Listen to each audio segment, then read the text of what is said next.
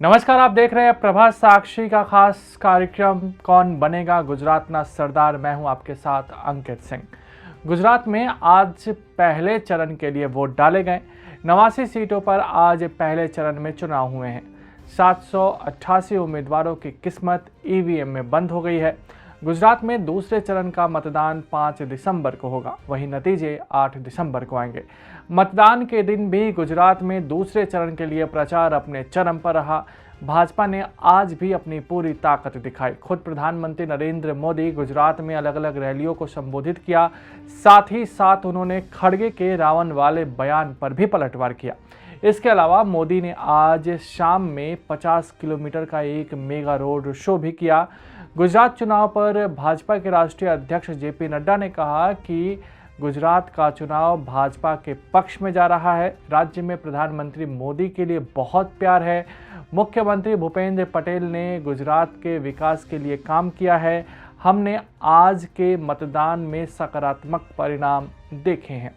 गरीबी उन्मूलन को लेकर पिछली कांग्रेस सरकारों के दावों पर सवाल उठाते हुए प्रधानमंत्री नरेंद्र मोदी ने आरोप लगाया कि इस सबसे पुरानी पार्टी के शासन में वास्तव में गरीबी बढ़ी थी, क्योंकि इसने केवल नारे लगाए और कोई ठोस काम करने के बजाय देश को गुमराह किया। मोदी ने आरोप लगाया कि दशकों से कांग्रेस एक ही बात कहती आ रही है, गरीबी हटाओ। लोगों ने आपको वह कहने की ताकत दी थी, लेकिन आप लोगों से गरीबी हटाने के लिए कह रहे थे। उन्होंने सिर्फ नारेबाजी की, वादे किए और लोगों को गुमराह किया।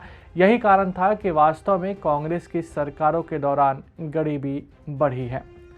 प्रधानमंत्री नरेंद्र मोदी ने कांग्रेस प्रमुख मल्लिकार्जुन खड़गे की रावण वाली टिप्पणी का उल्लेख करते हुए कहा कि प्रमुख विपक्षी दल के नेताओं के बीच उन्हें गाली देने की होड़ मची है। खड़गे से पहले कांग्रेस के वरिष्ठ नेता मधुसूदन मिस्त्री ने मोदी के खिलाफ औकात बता देने वाली टिप्पणी की थी। गुजरात में सोमवार को एक चुनावी रैली को संबोधित करते हुए खड़गे ने कहा था कि प्रधानमंत्री सभी चुनावों में लोगों से उनका चेहरा देखकर वोट करने की अपील करते हैं। खड़गे ने पूछा था, क्या आप रावण की तरह 100 सिर वाले हैं? खड़गे की टिप्पणी को भाजपा ने गुजरात के लोगों का अपमान करार दिया। पंचमहल जिले के कलोल में एक चुनावी जनसभा को संबोधित करते हुए मोदी ने कहा कि कांग्रेस के नेताओं में होड़ मची है कि कौन मोदी को सबसे गंदी गाली देगा। उन्होंने कहा कि जिन्होंने भगवान राम के अस्तित्व पर कभी यकीन नहीं किया, वे अब रामायण के रावण को लेकर आए हैं। मुझे आश्चर्य है कि मेरे लिए ऐसे अभद्र शब्दों का इस्तेमाल करने के बावजूद उन्होंने पश्चाताप नहीं किया। माफ़ी मांगने के बारे में तो भूल ही जाओ। गुजरात में दिसंबर 2021 तक करीब 3.64 लाख शिक्षित एवं अर्ध शिक्षितों ने रोजगार कार्यालयों में पंजीकरण करवाया है। सरकारी आंकड़े से यह जानकारी सामने आई है। उनमें सबसे अधिक 26,921 बेरोजगार युवा बड़ोदरा जिले में है, जबकि अहमदाबाद जिले में 26,628, आनंद जिले में 22,515, राजकोट जिले में 18,997, खेड़ा जिले में 16,163 है। इस साल मार्च में राज्य विधानसभा में विपक्षी कांग्रेस के सदस्यों के प्रश्नों के लिखित उत्तर में श्रम कौशल विकास एवं रोजगार मंत्री ब्रजेश मिर्जा ने ये आंकड़े दिए थे। इसका मतलब साफ है कि गुजरात चुनाव में इस बार बेरोजगारी बड़ा मुद्दा है। केंद्रीय गृह मंत्री और भाजपा के वरिष्ठ नेता अमित शाह ने आज अहमदाबाद में रोड शो किया। इस दौरान उन्होंने मल्लिकार्जुन खड़गे के पिछले दिनों प्रधानमंत्री नरेंद्र मोदी को लेकर रावण शब्द के इस्तेमाल पर भी बयान दिया। अमित शाह ने साफ तौर पर कहा कि प्रधानमंत्री नरेंद्र मोदी के खिलाफ अपशब्द कहने वालों को जनता जवाब देगी। अमित शाह ने कहा कि जितनी बार गुजरात में प्रधानमंत्री के खिलाफ कांग्रेस ने अपशब्द का उपयोग किया, उतनी बार जनता ने बैलेट बॉक्स में जवाब दिया है। उन्होंने साफ तौर पे कहा कि इस बार भी मोदी जी के अपमान का जवाब गुजरात की जनता देगी। मोदी जी के यहाँ मुख्यमंत्री काल में गुजरात की बहुत सारी मूलभूत समस्याओं का समाधान आया। जैसे गुजरात हमेशा पानी की कमी की पीड़ा से पीड़ता था, मगर मोदी जी ने इसका परमानेंट सॉल्यूशन निकाला। चेक डैम बनाए, तालाब को बहुत गहरा किया, नर्मदा योजना का समाधान लाए, सौनी योजना और सुजलाम सुफलाम योजना बनाई और समग्र गुजरात के पानी की समस्या को उन्होंने मुक्ति दिलाई।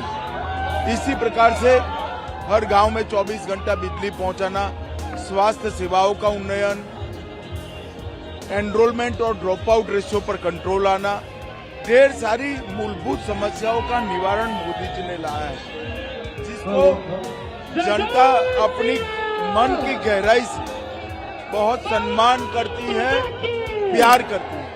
इसके कारण सातत्यपूर्ण तरीके से हमेशा भाजपा को वोट मिलते हैं। अब हमेशा सुरक्षा की बात करते हैं, महिला सुरक्षा की बात करते हैं, तो जो एंटी रेडिकल सेल है अमित भाई, उसको लाने की क्या जरूरत पड़ी इस टाइम? देखिए, ये प्रोएक्टिव स्टेप है। घटना घटने के बाद इसका निरीक्षण करना एक बात है और घटना होने नहीं देना दूसरी बात है। रेडिकलाइजेशन पर अगर कंट्रोल करते हैं तो अपने आप जो दंगे हैं उन पर और टेररिज्म पर कंट्रोल आया जाएगा। आप हमेशा बात करते हैं, मोदी मॉडल की बात करते हैं देश भर में। आपको क्या लगता है कि 2017 से अभी भी नहीं उभरी कांग्रेस, अभी भी अक्सर यूज करती है प्रधानमंत्री के लिए रावण की सब यूज करती है? देखिए, जितनी भी बार गुजरात में प्रधानमंत्री जी के खिलाफ कांग्रेस ने अपशब्द उपयोग किया, उतनी बार हर बार गुजरात की जनता ने बैलेट बॉक्स के अंदर जवाब दिया। इस बार भी इसका जवाब, मोदी जी के अपमान का जवाब गुजरात की जनता जरूर देगी। आखिरी सवाल अमित भाई, आज वोटिंग हो रही है, आप जनता से क्या अपील करेंगे? मैं यही कहूंगा कि विकास के समर्थन में ज्यादा से ज्यादा वोट करें और लोकतंत्र के उत्सव के अंदर हिस्सा लें। कभी कांग्रेस के वरिष्ठ नेता रहे स्वर्गीय अहमद पटेल की बेटी इन दिनों प्रधानमंत्री नरेंद्र मोदी की मुरीद है। आज उन्होंने प्रधानमंत्री नरेंद्र मोदी की जमकर तारीफ की है, आप भी सुनिए। मोदी जी नो डाउट एक बहुत ही स्ट्रॉन्ग पर्सनालिटी हैं, प्रधानमंत्री रहे हैं, तो उनकी जो कल्ट फॉलोइंग, फैन फॉलोइंग है वो बढ़िया है, बट एक पॉइंट आता है कि आपको फिर उसका रिजल्ट भी दिखाना पड़ता है, तो वो एक तरफ और जमीन पे काम एक तरफ। तो लहर मानती है, लहर अभी भी है, ये नहीं बोल रही हूँ, बट हाँ उनकी फॉलोइंग है, उसको डिनाई नहीं कर सकते। मैं इसमें घुमा फिरा के बोल नहीं सकती हूँ कि नहीं ऐसा नहीं है और हम लोगों को ये बात पता है, पर मैं फिर भी वही बोलती हूँ कि चुनाव जब आता है तो लोकल मुद्दे पे लड़ा जाए, चुनाव जब आता है तो लोकल कैंडिडेट को देखा जाए, फिर वो सिर्फ पार्टी सिंबल पे नहीं जाना चाहिए।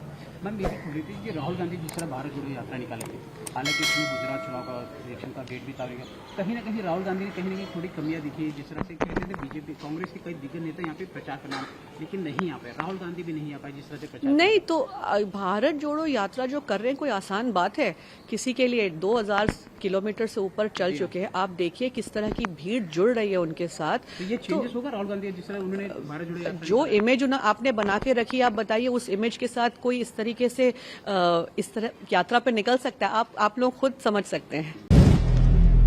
अगर आप भी लेना चाहते हैं देश दुनिया की तमाम जानकारी तो आज ही सब्सक्राइब करें हमारे चैनल को।